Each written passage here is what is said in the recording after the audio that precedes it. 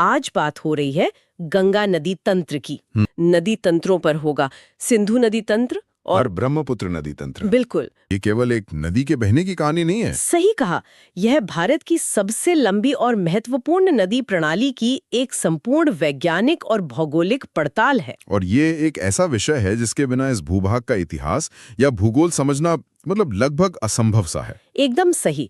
और इस चर्चा को गहराई देने के लिए जो स्रोत आज टेबल पर हैं, वे वाकई बहुत शानदार है। हाँ, एक तरफ हमारे पास 3D भौगोलिक मानचित्रों वाला एक बहुत ही विस्तृत दस्तावेज है जो हर एक मोड़ और संगम को स्पष्ट रूप से दिखाता है। और दूसरी तरफ इस पूरी नदी प्रणाली पर एक विशेषज्ञ के लेक्चर का पूरा ट्रांसक्रिप्ट भी मौजूद है। इन स्रोतों से जो जानकारी निकलकर सामने आती है वो केवल तथ्यों की एक सूची नहीं है, बल्कि ये समझने का एक नजरिया है कि प्रकृति कितने जटिल और बेहतरीन तरीके से काम करती है। चलिए इसे विस्तार से समझते हैं और शुरुआत करते हैं एक बहुत ही आम धारणा को तोड़ने से। हाँ, ये जरूरी है। बचपन से ही किताबों में पढ़ा जाता है या आम बोलचाल में सुना जाता है कि गंगा नदी सीधे गंगोत्री या गोमुख ग्लेशियर से निकलती है। ज्यादातर लोग यही मानते हैं। लेकिन 3D मानचित्रों को देखने पर यह कुछ और ही कहानी बयां कर रहा है। क्या ये गोमुख वाली बात पूरी तरह सच है? यहीं से भूगोल का असली जादू शुरू होता है। स्रोतों के अनुसार ये एक बहुत बड़ी भ्रांति है। अच्छा? हाँ, गोमुख से एक बहुत ही विशाल जलधारा जरूर निकलती है, लेकिन तकनीकी और भौगोलिक दृष्टि से वो गंगा नहीं है। तो फिर वो क्या है? असलियत में गोमुख से जो नदी जन्म लेती है वो भागीरथी है। गंगा नाम वास्तव में तब तक अस्तित्व में नहीं आता जब तक कि ये भागीरथी एक दूसरी बहुत ही प्रमुख और शक्तिशाली जलधारा से मिल न जाए। तो इसका मतलब है कि गंगा का जन्म किसी एक ग्लेशियर से नहीं बल्कि दो नदियों के मिलने से होता है। बिल्कुल सही। वो दूसरी जलधारा कौन सी है? वो है अलकनंदा। देवप्रयाग नाम का वो पवित्र स्थान है जहां अलकनंदा और भागीरथी का ऐतिहासिक संगम होता है। देवप्रयाग? हाँ, और इन दोनों नदियों के मिलने के बाद जो एक नई विशाल और अधिक शांत धारा आगे बढ़ती है उसे आधिकारिक तौर पर गंगा का नाम दिया जाता है। वैसे जिस अलकनंदा नदी का जिक्र यहाँ हो रहा है उसका अपना एक बहुत ही समृद्ध इतिहास है ना? बिल्कुल। प्रसिद्ध बद्रीनाथ मंदिर इसी अलकनंदा नदी के तट पर स्थित है। यह तो बहुत ही दिलचस्प है। मानचित्रों को देखकर एक बात और समझ में आती है कि देवप्रयाग तक पहुंचने से पहले ही अलकनंदा नदी काफी विशाल हो चुकी होती है। वो रास्ते में कई नदियों का जल समेट कर लाती है। हाँ, ऐसा लगता है कि पहाड़ों से नीचे उतरते समय वो अकेली नहीं आती, उसमें रास्ते में कई और छोटी बड़ी नदियां आके मिल रही हैं। स्रोत बताते हैं कि इन संगम स्थलों को पंच प्रयाग कहा जाता है। सही कहा आपने। लेकिन इतनी सारी नदियों और उनके संगम को याद रखना तो बहुत ही मुश्किल काम लगता है। भूगोल के छात्रों या किसी भी जिज्ञासु व्यक्ति के लिए यह हमेशा से एक चुनौती रही है। लेकिन यहाँ सबसे आकर्षक बात यह है कि प्राचीन काल में हमारे पूर्वजों ने इन जटिल भौगोलिक स्थानों और नदियों के संगम को याद रखने के लिए पौराणिक कथाओं का कितने अद्भुत तरीके से इस्तेमाल किया है। मतलब उन्होंने कहानियों के जरिए भूगोल समझाया। बिल्कुल, ये जटिल डेटा को याद रखने का एक बेहतरीन उदाहरण है। अगर उन 5 प्रयागों को देखा जाए तो हर एक के पीछे एक कहानी जुड़ी है जो सीधे तौर पर उस नदी के उद्गम या उसके स्वभाव को दर्शाती है। ये तो जानकारी को डिकोड करने का एक बहुत ही शानदार तरीका है। तो चलिए उन 5 प्रयागों को उसी कहानी के नजरिए से देखते हैं। जरूर।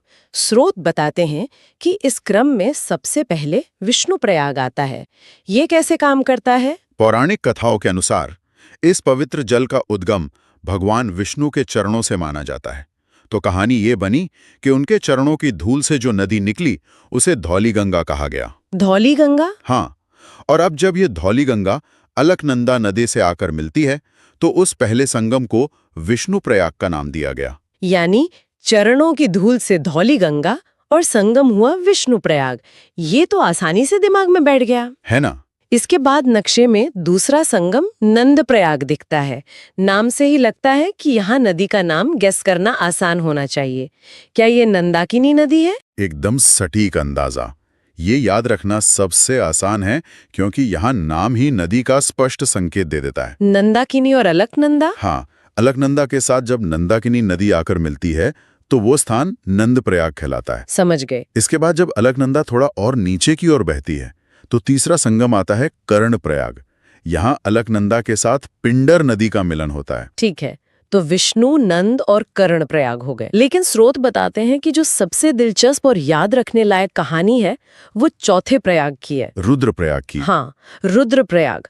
नक्शे में यहाँ जो नदी अलकनंदा से मिल रही है वो केदारनाथ की तरफ से आ रही है। इसका नाम और कहानी क्या है? पौराणिक कथाओं में एक बहुत ही प्रसिद्ध प्रसंग है कि जब ये दैवीय जलधारा धरती पर आ रही थी तो उसका वेग, उसकी गति इतनी भयंकर थी कि वो सब कुछ नष्ट कर सकती थी। फिर क्या हुआ? तब भगवान शिव, जिन्हें रुद्र भी कहा जाता है, उन्होंने अपनी जटाओं में उस जलधारा को रोककर उसकी गति को मंद यानी धीमा कर दिया था। याद रखा जा सकता है, मंदाकिनी नदी केदारनाथ से निकलती है और जहाँ ये अलकनंदा से मिलती है उसे भगवान शिव के उग्र रूप के नाम पर रुद्रप्रयाग कहा जाता है। गति को मंद करने वाली मंदाकिनी और शिव के नाम पर रुद्रप्रयाग, ये सच में भारी भरकम भौगोलिक डेटा को कहानियों में पिरोकर याद रखने का एक मास्टर क्लास है। हाँ, और अंततः जैसा कि हमने चर्चा की शुरुआत में ही बात की थी, पांचवा और आखिरी संगम है देवप्रयाग, जहाँ अलकनंदा और भागीरथी मिलकर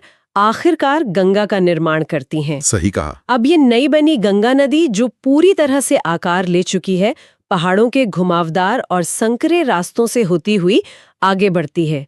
इन पहाड़ों के बीच इसकी गति बहुत तेज होती है। लेकिन मानचित्र दिखाता है कि यह हमेशा पहाड़ों में नहीं रहती। एक बहुत ही महत्वपूर्ण पड़ाव आता है, हरिद्वार। हाँ, हरिद्वार से दृश्य एकदम बदल जाता है। ये वो जगह है जहाँ गंगा नदी पहली बार पहाड़ों को छोड़कर मैदानी क्षेत्र में प्रवेश करती है। ये एक बहुत बड़ा भौगोलिक बदलाव है। पहाड़ों से निकलने के बाद मैदानी इलाकों में इसकी यात्रा कितनी लंबी होती है? हरिद्वार से मैदानों में प्रवेश करने के बाद ये एक विशाल और शांत रूप ले लेती है। यहाँ से शुरू होकर समुद्र तक इसकी कुल लंबाई 2525 किलोमीटर है। 2525 किलोमीटर, ये तो कोई छोटी मोटी दूरी नहीं है। बिल्कुल नहीं। इस लंबी यात्रा के दौरान ये 5 अलग-अलग राज्यों से होकर गुजरती है। वे 5 राज्य कौन से हैं? देखिए, उत्तराखंड से इसका उद्गम होता है, फिर ये उत्तर प्रदेश के विशाल मैदानी इलाकों में प्रवेश करती है, जहां इसका सबसे लंबा सफर तय होता है। उत्तर प्रदेश। इसके बाद ये बिहार को पार करती है, फिर ये झारखंड के एक बहुत छोटे से हिस्से, मुख्य रूप से इसके ऊपरी जिले साहिबगंज को छूती है और अंत में पश्चिम बंगाल में प्रवेश कर जाती है। जरा सोचिए, एक अकेली नदी प्रणाली देश के इतने बड़े भूभाग और करोड़ों लोगों की प्यास बुझा रही है। ये पैमाना सच में हैरान करने वाला है। लेकिन एक चीज जो हमेशा से लोगों के लिए कौतूहल का विषय रही है और जिसका जिक्र इन स्रोतों में बहुत गहराई से किया गया है, वो है गंगा जल का वो खास गुण। हाँ, मैं समझ रहा हूँ आप किस तरफ इशारा कर रही हैं।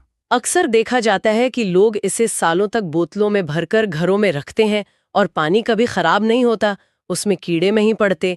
इसके पीछे का विज्ञान क्या कहता है? ये शायद इस पूरे नदी तंत्र का सबसे विस्मयकारी वैज्ञानिक पहलू है। गंगा के पानी के कभी खराब न होने और खुद को लगातार साफ रखने के पीछे कोई जादू या रहस्य नहीं है। तो क्या है? जिसे हम सेल्फ प्यूरिफाइंग प्रकृति कहते हैं, उसके पीछे असल में एक वायरस है। एक वायरस? पानी को साफ रखने के लिए वायरस कैसे जिम्मेदार हो सकता है? सुनने में अजीब लगता है, लेकिन यही विज्ञान है। इस खास वायरस का नाम है बैक्टीरियोफेज। बैक्टीरियोफेज? हाँ, ये एक ऐसा माइक्रोस्कोपिक वायरस है जो इंसानों को नहीं बल्कि हानिकारक बैक्टीरिया को अपना शिकार बनाता है। पानी में सड़न पैदा करने वाले, बदबू फैलाने वाले या बीमार करने वाले जो भी बैक्टीरिया पनपते हैं, ये बैक्टीरियोफेज उन्हें खाकर खत्म कर देता है। तो इसका मतलब है कि पानी के अंदर ही एक तरह का माइक्रोस्कोपिक युद्ध चल रहा है जो लगातार पानी को साफ बनाए रखता है। बिल्कुल ऐसे ही है। ये प्रकृति का अपना इनबिल्ट वाटर फिल्ट्रेशन सिस्टम है जो बिना किसी मशीन के पानी को हमेशा ताज़ा और शुद्ध बनाए रखता है। क्या अद्भुत वैज्ञानिक व्यवस्था है। शायद इसी पवित्रता, इसके इतने बड़े भौगोलिक विस्तार और इसके गहरे सांस्कृतिक महत्व को देखते हुए ही साल 2008 में भारत सरकार ने इसे आधिकारिक रूप से राष्ट्रीय नदी घोषित किया था। हाँ, और बात सिर्फ नदी की नहीं है। और क्या है? स्रोतों में यह भी दर्ज है कि इस नदी में पाई जाने वाली विशेष गंगा डॉल्फिन को भारत का राष्ट्रीय जलीय जीव होने का गौरव प्राप्त है। अच्छा, गंगा डॉल्फिन? जी, एक नदी तंत्र का स्वस्थ होना इस बात का सबसे बड़ा प्रमाण होता है कि उसमें डॉल्फिन जैसी बेहद संवेदनशील प्रजातियां जीवित रह सकें और पनप सकें। यह उस पानी की गुणवत्ता का एक प्राकृतिक इंडिकेटर है। यहाँ से ये विषय और भी ज्यादा दिलचस्प हो जाता है। क्योंकि जब गंगा मैदानी इलाकों में लंबी दूरी तय करती है तो वो अकेली नहीं बहती। सही कहा, उसमें कई और नदियां मिलती हैं। मानचित्र पर साफ दिखता है कि आसपास से कई नई जलधाराएं आकर इसमें मिल रही हैं, जिन्हें सहायक नदियां कहते हैं। नक्शे में एक नदी दिख रही है जो उत्तराखंड से निकलकर सीधे उत्तर प्रदेश के कन्नौज में गंगा से मिलती है। वो रामगंगा नदी है। ये गंगा की पहली प्रमुख सहायक नदी मानी जाती है, जो मैदानी यात्रा के दौरान इसमें अपना जल मिलाती है। लेकिन इन मानचित्रों में एक बहुत ही अनोखी सहायक नदी का जिक्र है जो बाकी सबसे अलग दिखती है, गोमती नदी। गोमती का भूगोल थोड़ा अलग है। अभी तक जितने भी नदियों की बात हुई वे सब किसी न किसी ऊंचे पहाड़ या बर्फीले हिमनद से निकल रही थीं। लेकिन गोमती का उद्गम स्थल किसी पहाड़ पर नहीं दिख रहा। ये भूगोल को समझने वालों के लिए एक बहुत ही महत्वपूर्ण अपवाद है। गोमती एकमात्र ऐसी प्रमुख सहायक नदी है जिसका उद्गम पहाड़ों से नहीं बल्कि पूरी तरह से समतल मैदानों से होता है। मैदानों से कैसे? ये उत्तर प्रदेश के पीलीभीत जिले में स्थित एक मैदानी झील से निकलती है जिसे फुलहर झील कहा जाता है। ये जानना दिलचस्प है कि बिना किसी ग्लेशियर के भी एक इतनी बड़ी नदी बन सकती है। जी हाँ, और एक बहुत ही प्रसिद्ध तथ्य ये भी है कि उत्तर प्रदेश की राजधानी लखनऊ शहर इसी गोमती नदी के तट पर बसा हुआ है। अच्छा। आगे चलकर ये गाजीपुर के पास गंगा में विलीन हो जाती है। ये दिखाता है कि एक बड़ी नदी प्रणाली सिर्फ बर्फ पिघलने पर निर्भर नहीं होती, बल्कि मैदानी झीलों और भूमिगत जल स्रोतों का भी उसमें बहुत बड़ा योगदान होता है। और जब योगदान की बात हो ही रही है तो उस नदी को कैसे अनदेखा किया जा सकता है जो गंगा की सबसे लंबी और शायद सबसे शक्तिशाली सहायक नदी है। नक्शे में गंगा के ठीक समानांतर एक बहुत ही लंबी नीली रेखा दिखाई देती है। वह यमुना नदी है। हाँ, यमुना। प्राचीन काल के ग्रंथों में से कालिंदी नदी के नाम से भी जाना जाता था। यह उत्तराखंड के यमुनोत्री हिमनद से निकलती है और गंगा के लगभग साथ साथ बहती हुई प्रयागराज पहुंचती है। प्रयागराज, जिसे पहले इलाहाबाद कहा जाता था, ये तो वही जगह है जहां त्रिवेणी संगम होता है ना? सही कहा। यहीं पर गंगा, यमुना और पौराणिक सरस्वती नदी का वो ऐतिहासिक त्रिवेणी महासंगम होता है। लेकिन यमुना को सिर्फ एक सहायक नदी समझना बहुत बड़ी भूल होगी। यमुना का अपना एक पूरा का पूरा विशाल अपवाह तंत्र है। वो खुद कई बड़ी नदियों का पानी समेटकर गंगा तक लाती है, विशेषकर दक्षिण और मध्य भारत की तरफ से। मानचित्र में भी दिखता है कि नीचे की तरफ से कई नदियां यमुना में मिल रही हैं। स्रोतों में इन्हें याद रखने के लिए एक बहुत ही मजेदार ट्रिक दी गई है, KBC। ये KBC क्या है? ये कोई टीवी शो नहीं है। यहाँ KBC का मतलब 3 प्रमुख नदियों के नामों से है। कौन सी 3 नदियां? केन, बेतवा और चंबल। ये तीनों यमुना की सबसे अहम सहायक नदियां हैं जो मध्य प्रदेश और उसके आसपास के पठारी इलाकों से आती हैं। अच्छा, केन, बेतवा और चंबल। हाँ, केन नदी कैमूर पहाड़ी से और बेतवा नदी विंध्य पर्वत से निकलती है। और ये तीसरी नदी चंबल, इसके बारे में तो बहुत सी कहानियां सुनी हैं। चंबल इन तीनों में सबसे खास है। ये मध्य प्रदेश के इंदौर के पास से निकलती है और यमुना की सबसे बड़ी सहायक नदी है। इसमें क्या खास है? ये नदी विशेष रूप से अपने बेहद साफ पानी और उसमें पाए जाने वाले घड़ियाल और मगरमच्छों के प्राकृतिक आवास के लिए पूरी दुनिया में प्रसिद्ध है। चंबल का बीहड़ और उसका भूगोल अपने आप में एक अलग ही विषय है। यानी चंबल का पानी पहले यमुना में जाता है और फिर यमुना उस सारे पानी को लेकर अंततः गंगा में मिला देती है। ये तो एक चेन रिएक्शन की तरह काम कर रहा है। बिल्कुल। लेकिन नक्शे में दक्षिण की तरफ से एक और नदी आ रही है जो यमुना से नहीं बल्कि सीधे गंगा से जाकर टकरा रही है।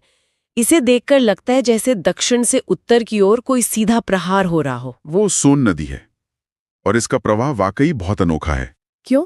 जरा सोचिए, ज्यादातर नदियां हिमालय से दक्षिण की ओर मैदानों में आती हैं, लेकिन सोन नदी मध्य प्रदेश की अमरकंटक पहाड़ियों से निकलकर सीधे दक्षिण से उत्तर दिशा की ओर बहती है। दक्षिण से उत्तर की ओर? हाँ, ये रास्ते में किसी दूसरी सहायक नदी का सहारा लिए बिना सीधे पटना के पास जाकर गंगा के मुख्य प्रवाह में मिल जाती है।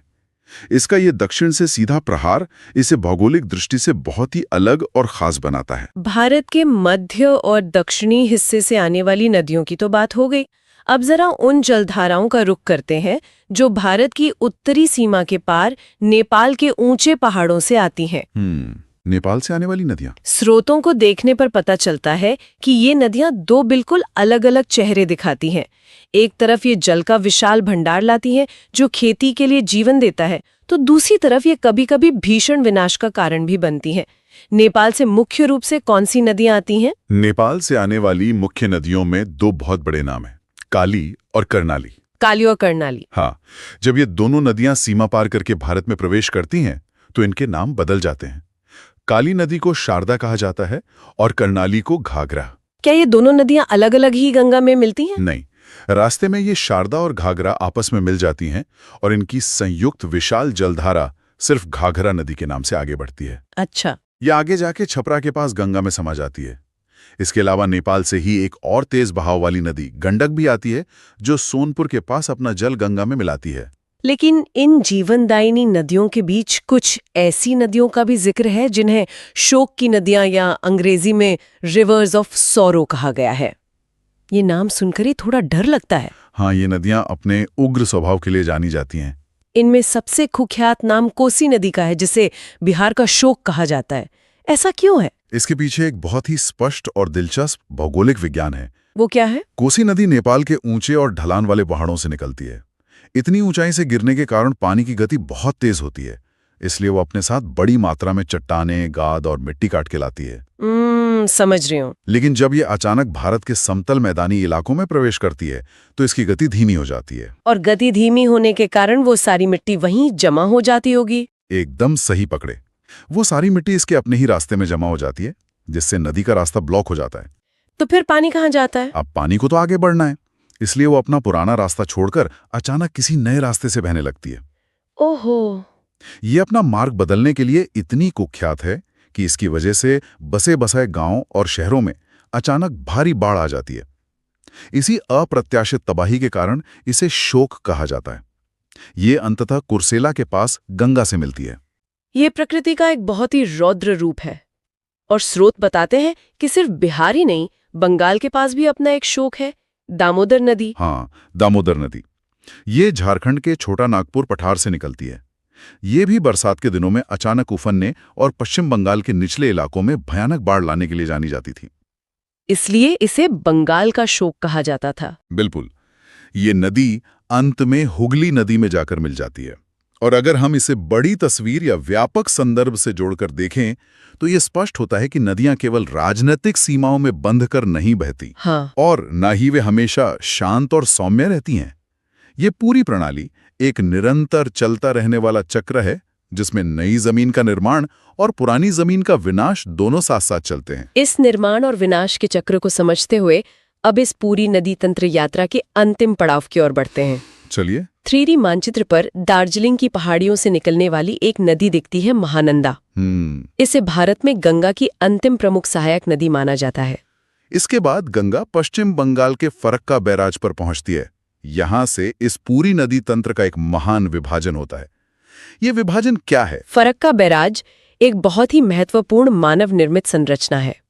इतने 1000 किलोमीटर का सफर तय करने के बाद यहां आकर गंगा का विशाल जलस्तर 2 अलग-अलग दिशाओं में बांट दिया जाता है। 2 दिशाओं में? हाँ, एक जलधारा सीधे दक्षिण की ओर मुड़ जाती है और पश्चिम बंगाल में ही बहने लगती है। इस धारा को हुगली नदी कहा जाता है। ऐतिहासिक और विश्व प्रसिद्ध शहर कोलकाता इसी हुगली नदी के तट पर बसा है। और जो दूसरी मुख्य जलधारा है वो सीमा पार करके बांग्लादेश में प्रवेश कर जाती है, जहां पहुंचते ही इसका नाम गंगा से बदलकर पद्मा हो जाता है। बिल्कुल।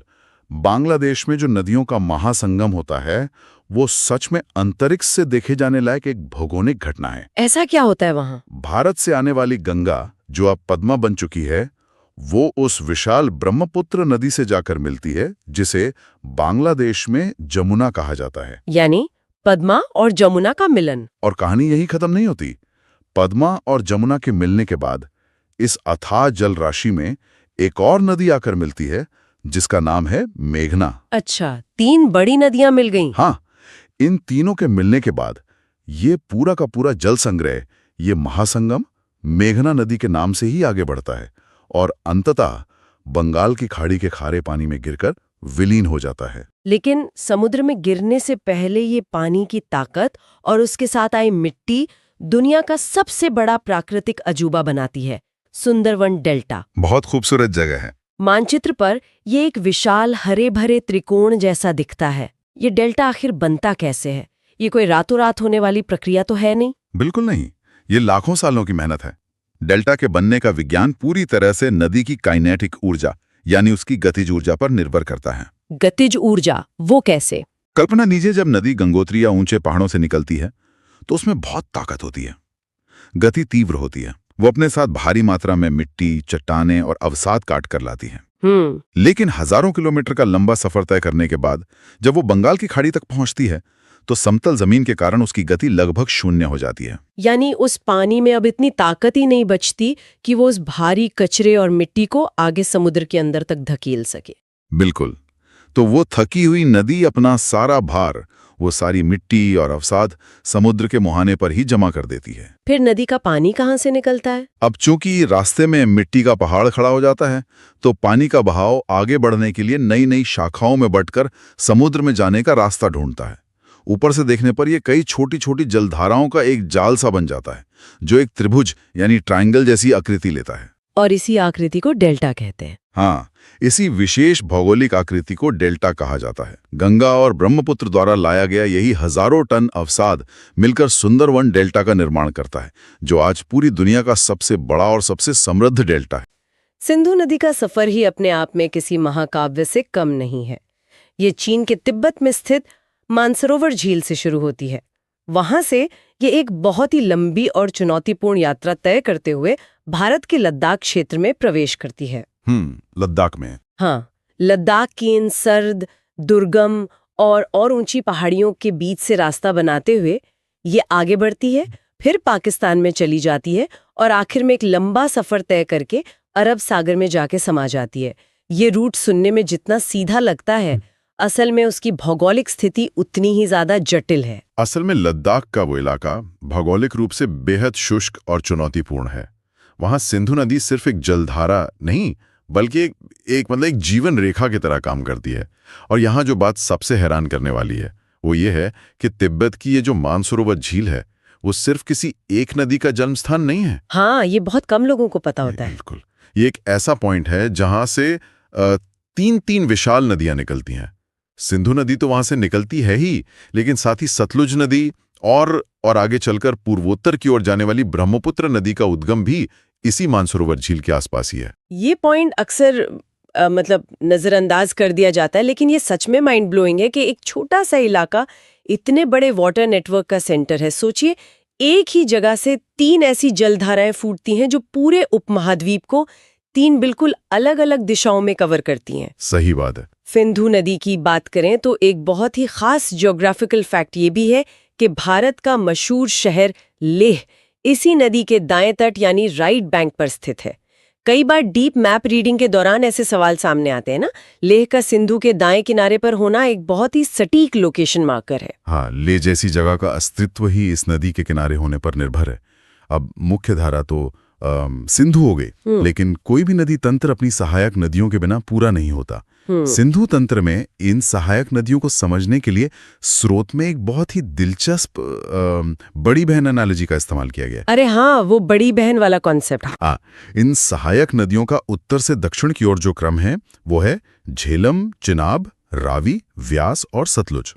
और इनमें से चिनाब सिंधु की सबसे बड़ी सहायक नदी है। और यही चिनाब नदी उस बड़ी बहन की तरह काम करती है। मतलब बाकी छोटी नदियां अपना पानी सीधे सिंधु नदी में नहीं ले जाती।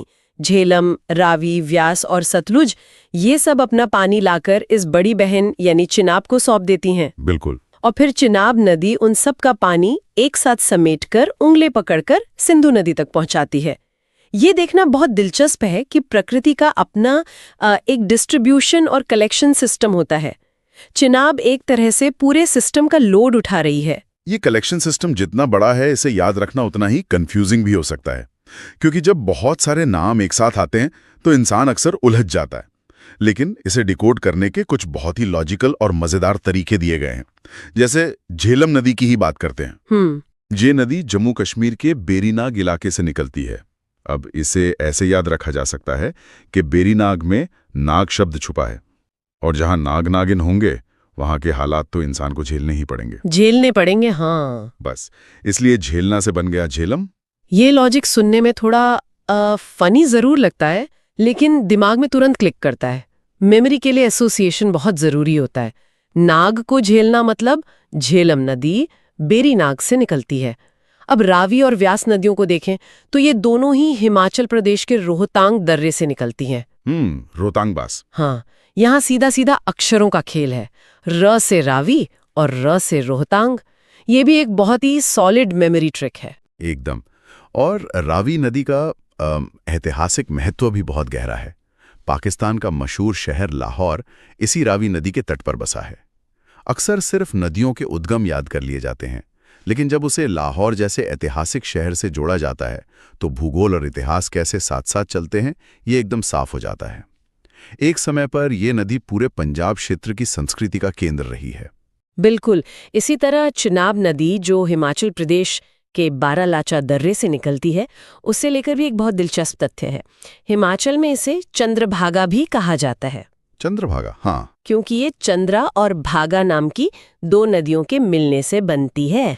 यहां भी वही अक्षरों वाली ट्रिक काम आती है, च से चिनाब और च से चंद्रभागा। इस तरह की ट्रिक्स फैक्ट्स को रटने की जगह उन्हें समझने में बहुत मदद करती हैं। और अब बात करते हैं सतलुज नदी की। जैसा हमने पहले जिक्र किया कि ये भारत के बाहर मानसरोवर झील के पास से निकलती है। उस सटीक जगह का नाम है राक्षस ताल। राक्षस ताल, हाँ। ये नदी इसलिए भी बहुत अहम है क्योंकि भारत का बहुचर्चित भाखड़ा बांध इसी सतलुज नदी पर बना है। इतने बड़े डैम का निर्माण इसी नदी की भौगोलिक स्थिति, इसके ऊंचे पहाड़ों से गिरने और पानी के तेज बहाव के कारण ही संभव हो पाया है। भाखड़ा बांध का जिक्र आते ही इस नदी की अहमियत सच में समझ में आ जाती है। एक और फैक्ट जो काफी इंटरेस्टिंग है वो ये कि इन पांचों नदियों में सिर्फ व्यास ही एक लौती ऐसी नदी है जिसका पूरा का पूरा बहाव सिर्फ भारत के अंदर ही है। ये भारत में ही शुरू होती है और भारत में ही सतलुज नदी में जाकर मिल जाती है। बाकी सभी नदियां कहीं ना कहीं अंतर्राष्ट्रीय सीमाएं पार करती हैं। ये एक बहुत ही महत्वपूर्ण ऑब्जर्वेशन है। और जब व्यास नदी और सतलुज नदी का संगम पंजाब के हरीके क्षेत्र में होता है तो वहां से भारत की सबसे बड़ी नहर इंदिरा गांधी नहर निकलती है। ये कोई साधारण बात नहीं है। बिल्कुल नहीं। दो प्राकृतिक नदियों के संगम को एक विशाल मैनमेड नहर में तब्दील करना, जो राजस्थान के रेगिस्तानी इलाकों तक पानी पहुंचाती है, ये इंजीनियरिंग और भूगोल का बेहतरीन तालमेल है। इसी नहर की वजह से कई ऐसे इलाके हरे भरे हो पाए जहां कभी पानी की एक बूंद नहीं मिलती थी। यहाँ बात सच में बहुत दिलचस्प हो जाती है, क्योंकि नदियां तो प्राकृतिक हैं। उन्हें किसी इंसान द्वारा खींची गई सरहदों का कोई अंदाजा नहीं होता। वे पहाड़ों से उतरती हैं और अपने ढलान के हिसाब से बहती चली जाती हैं। लेकिन जब वही पानी दो अलग अलग देशों की सीमाओं को पार करता है तो वहां इंसानी नियम, कानून और समझौते जरूरी हो जाते हैं। 1960 का सिंधु जल समझौता, जिसे इंडस वाटर ट्रीटी भी कहते हैं, इसी हकीकत का नतीजा है। और ये समझौता अंतर्राष्ट्रीय स्तर पर जल विवादों के प्रबंधन का एक बहुत ही ऐतिहासिक और स्थिर उदाहरण माना जाता है। 1960 में भारत के तत्कालीन प्रधानमंत्री जवाहरलाल नेहरू और पाकिस्तान के तत्कालीन राष्ट्रपति अयूब खान के बीच ये समझौता हुआ था। इसका मुख्य उद्देश्य इतने बड़े नदी तंत्र के पानी का एक स्पष्ट और तटस्थ बंटवारा करना था, क्योंकि इन सभी 6 नदियों का प्राकृतिक बहाव भारत से होते हुए पाकिस्तान की ओर जाता है। इस बंटवारे का जो स्ट्रक्चर तैयार किया गया वो काफी स्ट्रेट फॉरवर्ड है। कुल 6 नदियां हैं। जो ऊपर की 3 नदियां हैं, सिंधु, झेलम और चिनाब, इनके पानी के इस्तेमाल का अधिकार पाकिस्तान को दिया गया। हालांकि इसमें एक शर्त ये भी है कि भारत इन ऊपरी नदियों पर अपनी जरूरत के लिए बिजली बना सकता है, यानी run of the river projects लगा सकता है, बस पानी के बहाव को रोक नहीं सकता। वहीं दूसरी तरफ जो नीचे की 3 नदियां हैं, रावी, व्यास और सतलुज, इनके पानी का पूर्ण अधिकार भारत को दिया गया। देखा जाए तो ये एक ऐसा भौगोलिक और कूटनीतिक प्रबंधन था जिसने दशकों से एक बहुत ही संवेदनशील क्षेत्र में जल वितरण का संतुलन बनाए रखा है। ये सिर्फ एक ट्रीटी नहीं है, ये पानी जैसी बेसिक जरूरत को लेकर 2 देशों के बीच खींची गई एक स्पष्ट रेखा है जो ये तय करती है कि कौन किस नदी के पानी का किस हद तक उपयोग करेगा। ये सच में सोचने पे मजबूर करता है कि भूगोल कैसे पॉलिटिक्स और सरहदों को डिफाइन करता है। अब पश्चिम की इन बर्फीली और तेज बहने वाली नदियों के सफर को समझने के बाद आइए अपनी चर्चा को पूर्वोत्तर भारत की ओर शिफ्ट करते हैं। एक ऐसी नदी जो अपने आकार, अपनी चौड़ाई और अपने बहाव में किसी समंदर से कम नहीं लगती, ब्रह्मपुत्र नदी तंत्र। ब्रह्मपुत्र का स्केल ही पूरी तरह से अलग स्तर का है। इसकी कुल लंबाई 2900 किलोमीटर है। हालांकि भारत में ये 916 किलोमीटर बहती है, लेकिन इसका जो सबसे बड़ा और खौफनाक फीचर है वो है इसकी चौड़ाई। इसे भारत की सबसे चौड़ी नदी माना जाता है। खासकर जब ये असम की घाटी में प्रवेश करती है तो कई जगहों पर इसके दोनों किनारों के बीच की दूरी इतनी ज्यादा हो जाती है कि नजर एक छोर से दूसरे छोर तक नहीं पहुंच पाती। इसमें पानी का वॉल्यूम अकल्पनीय है। और इसका रास्ता भी किसी सस्पेंस फिल्म की तरह बहुत नाटकीय है। मानसरोवर झील के पास से निकलकर ये सीधे भारत की तरफ नहीं आती, बल्कि पहले चीन के तिब्बत में पूरब की ओर एक बहुत लंबी दूरी तय करती है। हिमालय के समानांतर बहते हुए ये अरुणाचल प्रदेश के पास मौजूद नामचा बरवा पर्वत तक पहुंचती है। नामचा बरवा, हाँ। और फिर वहां एक बहुत गहरा गॉर्ज या खाई बनाते हुए ये एक बेहद शार्प यू टर्न लेती है। एक ऊंचे पर्वत से टकराकर नदी का यूं अचानक भारत की तरफ मुड़ना, यह प्रकृति की एक बहुत ही इंप्रेसिव और हिंसक घटना है। इससे एक बहुत ही महत्वपूर्ण सवाल खड़ा होता है कि जब एक नदी इतने अलग अलग क्षेत्रों, पहाड़ों और देशों से गुजरती है तो स्थानीय लोग और संस्कृतियां उसे किस तरह अपनाती हैं। ब्रह्मपुत्र इस बात का एक क्लासिक उदाहरण है कि कैसे एक ही नदी जब अलग अलग सीमाओं को पार करती है तो उसके कई नाम हो जाते हैं। ये सिर्फ पानी की पहचान नहीं है, बल्कि ये वहां के स्थानीय भूगोल की पहचान बन जाती है। हाँ, ये नामों वाला हिस्सा बहुत ही इंटरेस्टिंग है। जो भी लोग भूगोल को गहराई से समझना चाहते हैं उन्हें इस बात पर जरूर ध्यान देना चाहिए। एक ही नदी है, लेकिन तिब्बत में लोग इसे सांगपो कहते हैं। सांगपो। फिर जैसे ही ये नामचा बरवा से यू टर्न लेकर भारत के अरुणाचल प्रदेश में एंटर करती है, इसका नाम बदलकर दिहांग हो जाता है। इसके बाद जब यह नदी आगे बढ़कर असम की घाटियों में पहुंचती है, तब जाकर इसे वो नाम मिलता है जिससे हम सबसे ज्यादा परिचित हैं, ब्रह्मपुत्र। और कहानी यहीं खत्म नहीं होती। असम से आगे जैसे ही ये बांग्लादेश में प्रवेश करती है, इसे जमुना कहा जाने लगता है। एक नदी और 4 बिल्कुल अलग नाम। नामों की विविधता नहीं है। जैसे जैसे इसके नाम बदलते हैं, वैसे वैसे इसका आकार और इसके अंदर मिलने वाली नदियों का जाल भी उतना ही घना होता जाता है। ब्रह्मपुत्र में पानी का प्रवाह इतना तेज होता है और इसमें इतनी सारी नदियां आकर मिलती हैं कि इसके किनारों को याद रखना भूगोल को समझने के लिए बहुत जरूरी है। इसकी सहायक नदियों को बाएं तट यानी लेफ्ट बैंक और दाएं तट यानी राइट बैंक के हिसाब से बांटा जाता है। इसे याद रखने का एक बहुत ही शानदार तरीका है जिसे दिल धक ट्रिक कहते हैं। अरे हाँ, ये वाली ट्रिक। ब्रह्मपुत्र नदी की विशालता, इसकी चौड़ाई और इसका बहाव इतना खौफनाक होता है कि अगर किसी आम इंसान को जिसे तैरना ना आता हो इसमें तैरने को कह दिया जाए तो डर के मारे उसका दिल धक धक करने लगेगा। बड़े बड़े तैराक भी इसके बहाव को देखकर घबरा जाते हैं। और इसी दिल धक में एक पूरा लॉजिक छिपा है जिससे सहायक नदियां याद हो जाती हैं। बिल्कुल। आइए इस ट्रिक को डिकोड करते हैं। दिल शब्द से 2 नदियां बनती हैं, दी से दिबांग और ल से लोहित। इसी तरह धक शब्द से भी 2 नदियां बनती हैं, ध से धनसिरी और क से कोपिली। अब याद रखने वाला सबसे लॉजिकल पार्ट ये है कि इंसान के शरीर में दिल बाईं ओर यानी लेफ्ट साइड में होता है। लेफ्ट साइड में, हाँ। इसलिए ये दिल धक वाली सभी नदियां ब्रह्मपुत्र से बाईं ओर यानी लेफ्ट बैंक से आके मिलती हैं। ये मेमोरी ट्रिक एक बहुत ही भारी भरकम भौगोलिक जानकारी को बहुत ही विजुअल और आसान बना देती है। ये ट्रिक सच में काम की है। दिल बाईं ओर है तो नदियां भी बाईं ओर से आ रही हैं, दिबांग, लोहित, धनसिरी और कोपिली। अच्छा, इनमें से जो लोहित नदी है उसके बारे में एक बहुत ही रहस्यमयी बात भी है। खूनी नदी वाला फैक्ट? जी, उसे खूनी नदी या ब्लडी रिवर का नाम दिया गया है। अक्सर परीक्षाओं में ये सीधा सवाल पूछा जाता है कि किस नदी को खूनी नदी कहा जाता है, तो उसका जवाब लोहित नदी है। इस तरह के विशेष उपनाम अक्सर नदी के पानी के रंग या उसके आसपास की लाल मिट्टी के कारण दिए जाते हैं, जो इसे एक बहुत ही अलग और खौफनाक पहचान देते हैं। ये एक ऐसा फैक्ट है जो एक बार सुनने के बाद कोई भूल नहीं सकता। तो ये तो हो गई बाईं तट की नदियां। अब अगर दाईं ओर या राइट बैंक से मिलने वाली नदियों की बात करें तो उनमें तीस्ता नदी का नाम सबसे प्रमुख है। तीस्ता नदी सिक्किम की बहुत ऊंचाई पर स्थित चोलामू झील से निकलती है। तीस्ता के अलावा संकोश, मानस और सुबनसिरी नदियां भी ब्रह्मपुत्र में दाईं ओर से ही आकर मिलती हैं। ये सभी नदियां हिमालय के पहाड़ों का ग्लेशियर वाला पानी और भारी मात्रा में गाद लाकर ब्रह्मपुत्र में डंप करती हैं, जिससे इसका आकार इतना विशाल और कभी-कभी विनाशकारी भी हो जाता है। और इस असीम जल प्रवाह और गाद जमा होने का एक बहुत ही हैरान करने वाला नतीजा भी निकलता है, माजुली द्वीप। हम आमतौर पर समंदर के बीच में द्वीपों के बारे में सुनते हैं, लेकिन असम में बहते समय ब्रह्मपुत्र नदी अपने ही बीच में इतना बड़ा भूभाग बनाती है कि वो दुनिया का सबसे बड़ा नदी द्वीप बन गया है। ये माजुली द्वीप इतना विशाल है कि इसे एक पूरा का पूरा जिला घोषित कर दिया गया है। एक पूरा जिला? जरा सोचिए, एक नदी के बीचों बीच एक पूरा का पूरा जिला मौजूद है।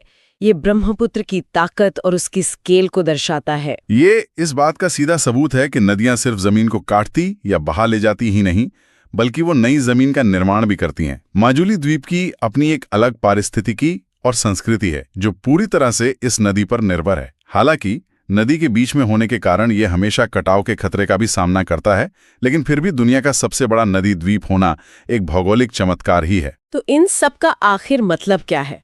अगर हम इस पूरी चर्चा को समराइज करें तो हमने देखा कि मानसरोवर से लेकर अरब सागर और दूसरी तरफ बंगाल की खाड़ी तक ये दो नदी तंत्र सिंधु और ब्रह्मपुत्र सिर्फ नक्शे पर खींची गई नीली लकीरें नहीं हैं।